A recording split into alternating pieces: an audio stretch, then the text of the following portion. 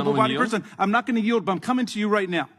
My friend from Texas, Mr. Roy, advances the so-called insurrectionist view of the Second Amendment, that the Second Amendment's purpose is to give the people the right to overthrow or fight our government or fight the police or threaten armed resistance if the government is somehow being unfair or unjust. This reading is totally, absolutely absurd and flies in the face of the plain text of the Constitution, which in at least 5 different places clearly forbids armed violent resistance to the government.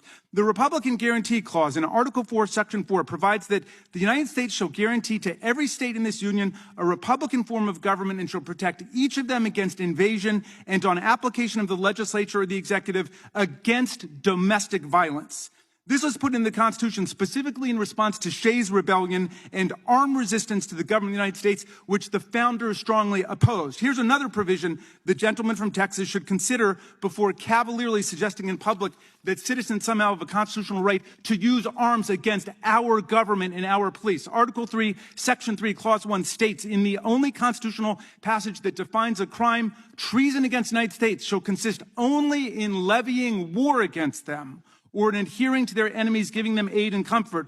Armed insurrection and violence against the United States is plainly making war against our government and thus is an act of treason. And I could cite all of the other ones. And what do they have against this? A quote from Patrick Henry, an anti-federalist who opposed the Constitution precisely because he thought it gave too much power to the federal government and didn't endow the people with a right of violent resistance against the government of the United States. That's not constitutional law. That's a constitutional joke. I yield back to you, Mr. Chairman. The gentleman yield. The gentleman.